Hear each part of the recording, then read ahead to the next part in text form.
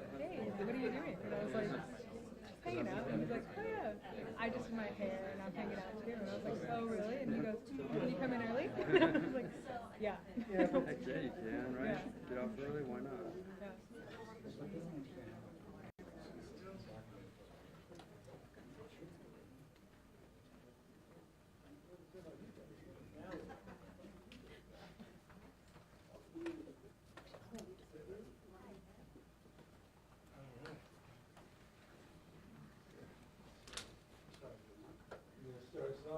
I would.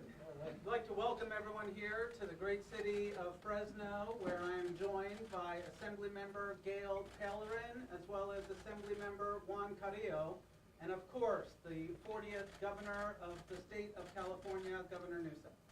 Now we're here today to sign some bills. I'm pleased to say that Assembly Bill 2240 will be signed today. A bill that is focused on farm worker housing and making sure that we have stability for our children to have educational success. Like so many of us know, education is the ladder that allows us to dream about the opportunities that we will have in our state. My grandfather, who came to this state, who never learned to read and never went to a single day of school, ensured that future generations would have opportunity if we had stability. Standing here as the first Latino position that we've elected to statewide office, it is only because of that stability and educational opportunity that was afforded to me from the sacrifices of those that came before us that I'm able to talk about what we are going to do. But through this bill, we will create future stability for more families. Families that, like those that are in Parlier at our migrant center, will now be able to choose to stay year-round if they want to, so that their kids can stay in school and have a greater chance of success. We will have a long stakeholder process to work through how we implement this bill over the next 6 years. But I'm grateful for the governor and the speaker's commitment, because it has allowed us to create momentum to achieve this change. This work has been ongoing for years, but it's only because of their commitment and willingness to take on this fight that we are here today. And so I'm grateful to the governor for wanting to come down to the Central Valley, wanting to be able to sign this bill, but always committing to making sure that we in the Central Valley have our voice heard. I'm grateful for a governor who cares about all parts of our state and will continue to show up and making sure that we have opportunities. With that, I would like to now introduce my colleague and friend, Assemblywoman Gail Pellerin. Thank you all for being here today. I drove over from Santa Cruz, where it's much cooler today, but it's just my honor to be here in my colleagues' Joaquin Rambulas district, and super excited to be here with our governor to sign into law AB 3035. AB 3035 is a bill focused on farm worker housing. It streamlines a current law that's in place that had too many barriers to actually affect creating the housing we so desperately need for our incredible workers that are out there growing our crops and putting our fresh fruits and vegetables on our table. So AB 3035 will allow a city or county to develop farm worker housing within 150 radius of a farmland, and it increases the number of units that can be built from 36 to 150 units. So we can develop these communities where our farm workers can live, their families can thrive, their kids can go to school, and they can have the security of housing, which is so incredibly important. So thank you all for being here today. Oh, and then I'm Assemblymember Juan Carrillo from the Los Angeles County and San Bernardino County portions of Southern California. It's an honor for me to be here to witness these two bills being signed. AB 2240 was actually one of the Latino Caucus priority deals. It's an honor for me to be here and witness that, from my governor being able to sign those into law, which will address a population that desperately needs housing, of farm workers. But more importantly for me, being an immigrant myself, know that we immigrants are not just here to respond with hard labor needs when it's needed throughout the year, many different things that may happen to the state. But more importantly for me is to be able to have farm workers' children be able to finish a school year at a school rather than having to go from school district to school district. That's been the case for many years. So honored to be here in front of you. Thank you. Appreciate it, and appreciate all of you for your leadership and your stewardship of these bills. Thank you for getting my desk. 991. That's the total number of bills that were on my desk just 2 weeks ago.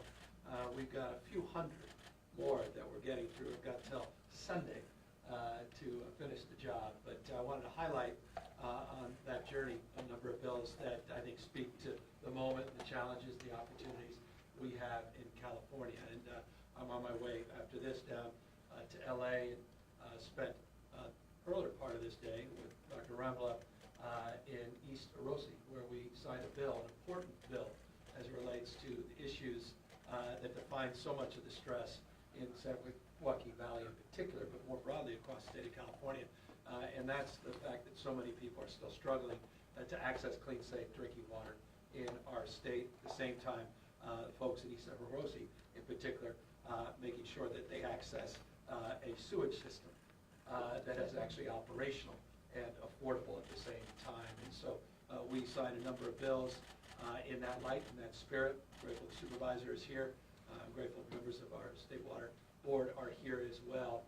But it was important to be out here. I was grateful to be here with the Assembly member to sign it in the community, in someone's backyard, someone directly impacted by the issue. And I just will highlight, I had an opportunity in 2019 when I first got elected into office. I took my first cabinet meeting on the road. Rather than meeting in the state capitol, we got in the bus. No one knew they were doing this. I said, guys, a little bit of surprise, a little detour. And we went out to Monterey Park track, and we visited in the valley a community that was also ravaged by lack of access to safe drinking water. And we made a commitment then to work with the legislature, which we did, to get a bill passed to provide ongoing funding to address the crisis at the time. That crisis, by the way, grown to about 1.7 million Californians, 1.7 million without access to safe, affordable drinking water. We've been able to reduce that to now 700,000, but it's still 700,000 folks that are still struggling. So we have a lot more work to do in that space. That's why I was grateful for the work you did to help us advance that cause and to sign those bills. Today, focus now on farm workers, focus geographically on Santa Cruz and Santa Clara County, and some streamlining, dealing with some red tape, looking now to expand not only on a seasonal basis, a temporary basis, farm worker housing, but was just noted by Juan, to make sure that's permanent and year-round, loosening up some of the rules and regulations. We're also focusing on some efforts to prioritize farm worker housing with focus on excess state land and excess state property as a priority. There's some reporting requirements, there's more transparency and accountability, but this is really about scaling some of our efforts, addressing the nature of migrant farm workers, which has radically changed in the past, and how the vast majority, I think by some estimates now 92%, I saw a recent report that came from my administration, of migrant farm workers are actually residents in the state of California. So the very nature of migrant farm working has changed, and so there's an additional reporting requirement, an update in that space as well. Long way of saying a lot of really important parts of these three pieces of legislation that are included in this effort. So that's the purpose of today, to highlight their good work, to highlight our leadership in the state, and yes, with humility and grace and deep understanding, a recognition that we have an enormous amount more work that needs to be done. No one is denying that across a spectrum of issues, and that's why good enough never is. And that's why we're constantly in a state of becoming, and we're constantly iterating together, but in the spirit of partnership that I think defines the best of California, and bookmark of some consciousness, a point of contrast as well to some of the national rhetoric that is all too familiar to people here in the Valley, here in California, this anti-immigrant rhetoric that is vile and so predictable this time of year, particularly with a former president that is in the art of division. We believe in addition, not division. And so we're also here in that light and in that spirit. With that, I will sign the few bills, and then we're here to answer any questions you guys have. sit and get around. I got 2 seats. Hang over your shoulder.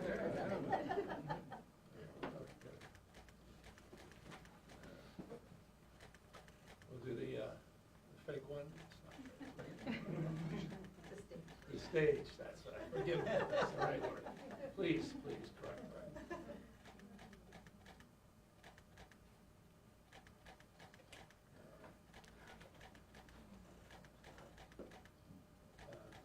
That is yours, actually. Yeah. This one, I think is yours. Right? That's a big one. I'm sure you read every single I did. preposition. Sure did. Okay, yes, you probably did. Thank you.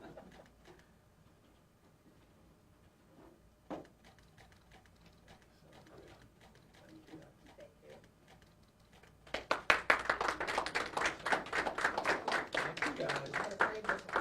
I love it. And, of course, we're here to answer any questions. Where do you want to pull those maps up? Yeah, so we can- yeah.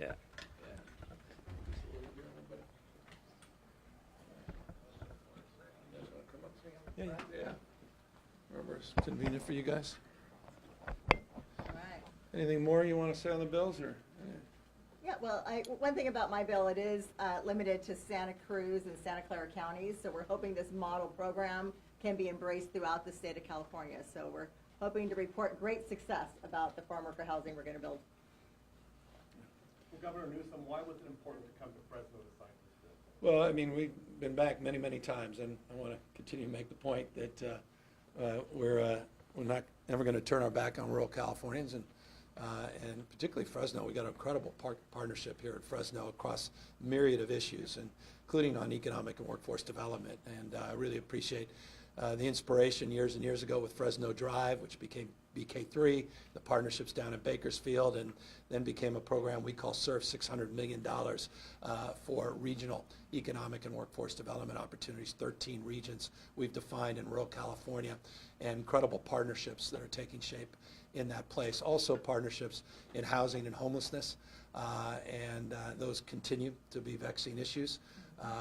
The mayor of Fresno has been an unbelievable partner to the state with our home key model, our encampment resolution grants. Fresno just received $10 million from the legislature. And these are resolution grants that require, before you receive the money, to actually address the issues underlined, meaning address the needs of those that would be displaced by removing an encampment. Fresno has been one of the biggest beneficiaries of some of those grants disproportionately. So it's in the spirit of partnership, spirit of collaboration that brings me here, and mindful, obviously, of the impacts farm workers have on the state and our nation, and for that matter, our reputation around the world, and the importance to resolve some of the seasonal housing issues and some of these rules and regulations that, frankly, need to be updated. In particular, there was a sunset provision as well that the Assembly member was addressing as it relates to children, youth, and families, as it relates to schooling and opportunities. That was important to reconcile. That had just sunsetted, I think, earlier in this year. So we need to get this done, and we want folks to know about it. Governor, if Donald Trump wins the presidency, will you be able to work with him for the next 2 years? Well, that's a question for him. I work with anyone that works with us. I work with anyone that is willing to work with us. I've always had, as you know, from the previous 2-year stint with former President Donald Trump, I always had an open hand, not a closed fist. You saw that during the pandemic. You saw that as related to issues around wildfires and floods. I was a little disappointed, but not surprised. The former president was just here in California last week, and he said, unless we do his bidding on issues that have nothing to do with emergency preparedness, then he's not going to have the backs of people in the valley. He's not going to have your back in Fresno. He's not going to have your back in San Bernardino and Bakersfield. He's not going to have the back of Californians. He said, you're on your own. He's not going to help with fire suppression. That's why the head of the California firefighters himself came out offended by that statement on behalf of the men and women that are out there right now fighting 3 fires here in Southern California. He won't have our back as we come back after a fire in terms of recovery. And of course, he's still fixated on the laughable notion that somehow we need to make America rake again, that somehow we need to be raking the forest, which is so demeaning to decency, common sense, and the hard work that's being done by the U.S. Forest Service, by our Conservation Corps, by CAL FIRE, by the National Guard that are out there every day doing vegetation management, doing the work on home hardening, and addressing the tough and real work that's required of managing our forests. So I say all that, yes, in the spirit of collaboration, but also not naive about what we're up against with the prospect of a second Trump presidency. And if Vice President Harris wins, would you be interested in a cabinet position? Oh, God, no, that's the last thing on my mind. What is on my mind is getting through your 200 remaining bills. By Sunday, yes, this is when the pressure starts to come into shape. No, but that's not on my mind. Governor, you mentioned that the farm workers will actually see a difference in the housing. Well, I mean, look, and we were making this point, Dr. Ramble and I were making this point a moment ago. Program passing is not problem solving. And so I appreciate that question because it's a level set.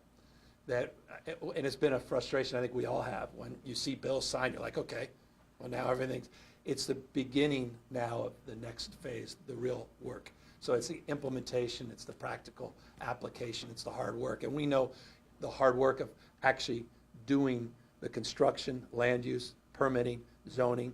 What this does is this addresses a lot of those barriers and opens up specifically these CERNA grants, which have been amazingly successful going back to 1978, where hundreds and hundreds of millions of dollars have been invested. These bills, two of these bills, make those grants available for this expanded program and this fast-track program. Just to underscore that, since 1978 to 2018, there was about $271 million, two component parts of these grants, that went for multifamily housing, and about $400 million just since 2018 that went to 66 projects for the kind of expansion that we're promoting here. So it's about eligibility, it's about dealing with the red tape, but again, one should not overstate how quickly we can convert the ideal that is attached to this bill with the practical application of that ideal. Time for two more questions. Governor Newsom, you actually mentioned that farm working communities in the Central Valley being impacted by housing costs, and one thing that a lot of Californians and them are dealing with is very high PG&E rates. Just 2 weeks ago, the California Public Commission voted anonymously to approve the 4th PG&E rate hike this year, and according to the public advocates, PG&E rates have gone up 110% in the last 10 years. So the Utility Reform Network profits are outrageously high and are coming out of the pockets of consumers. Do you believe that CPUC is doing enough to ensure that these rate hikes requested by PG&E are justified? Well, there's a lot. Look, PG&E, I'm going to get to the specific question that is a component of what you just asked. Are rates becoming more and more of a problem? Absolutely, unequivocally. Are we going to do something about it? Yes, that's a separate question. And I'm happy to answer my own rhetorical question saying, look forward to and making a big announcement in that space. We were working with the legislature at the end of the year to address rate pressures. We fell short of getting the legislation done, but we are coming back. I don't want to, I'll preview an action I'll take in the next few weeks. I'll just leave it at that. And then a more permanent and substantive action I look forward to advancing in the January budget with the legislature that would also impact the PUC in this space. But I do want to remind everybody, it's directly connected, the points you made and the analysis that you advanced, to the issues around wildfires, to the issues that have brought us this new reality, and that is you had the largest utility in the United States of America that was bankrupt just a few years ago because they weren't doing the investments in investing in undergrounding. They weren't accountable as a utility.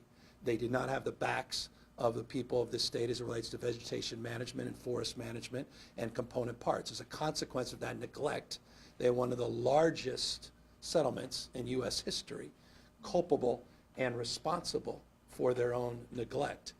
And as a consequence of getting them out of bankruptcy, there was a framework that was advanced.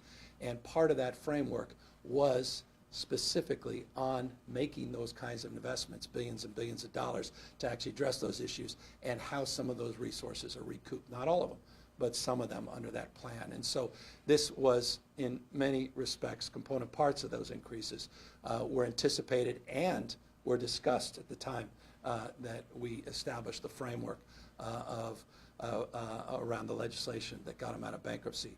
But the issue of costs are top of mind, and there are a lot of things on your bill that I don't think should be on your bill.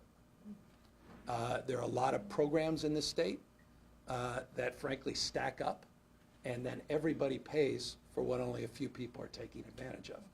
So we're looking to unpack that and address some of those socialized costs in a more pragmatic and targeted way. That's a preview of some of the ideas that we'll be advancing. One more. What do you see as the primary? PUC needs to continue to do more and better. I'm not going to justify every action the CPUC as an independent entity take, quite the contrary. But I also know PG&E pushed back and was upset they didn't even approve higher rates. But the bottom line is we're going to be doing a lot more as it relates to addressing specifically the issue of electric costs in the state. Governor, what do you see as the primary obstacle facing farm workers when it comes to housing? Well, I think a lot of these antiquated rules and regulations, I mean, there's a geographic regulation that says if you live within 50 miles of farm worker or labor housing, that you're eligible or ineligible for access to that housing.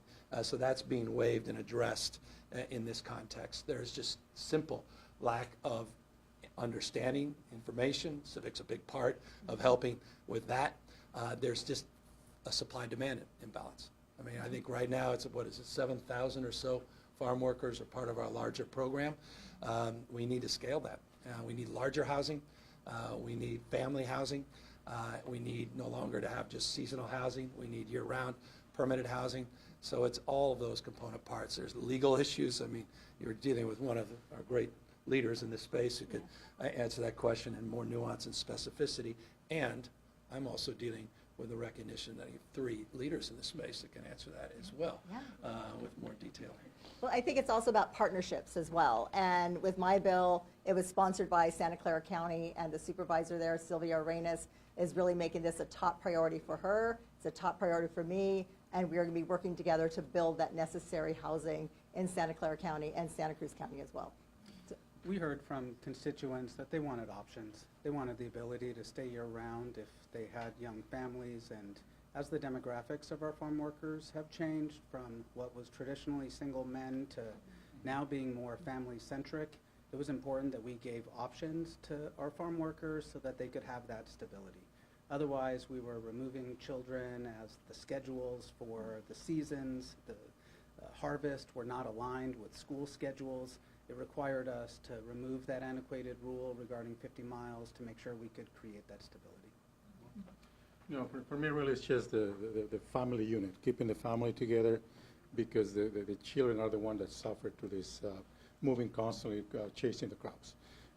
Children being able to stay at least one school year at one school, I think that will be a big benefit for communities. Hey, Governor, where are you on AB 98 about warehouses? Earlier today, a group of business leaders and elected leaders are asking you to veto it. I've got, I think, 600-700 pieces of correspondence on that bill. So I'm not there yet. I don't know. I haven't had a chance to review it, but I'm deeply aware of people's mixed emotions and feelings and assessments of that. And as I say, that it's become, interestingly, one of the most watched and what's the word should I say? Anticipated? Scrutinized, anticipate. All these are good words to fill in the blank. Anyway, we've got a. I have to say, I got a few hundred bills. That's one of them that we're taking a look at. Thank you, everyone. Thanks, Thank guys. you. Thank you. Thank you Thanks so for much. making it all the way out here. Absolutely. Jeez, I'm sorry. You're good. Look for a couple of weeks.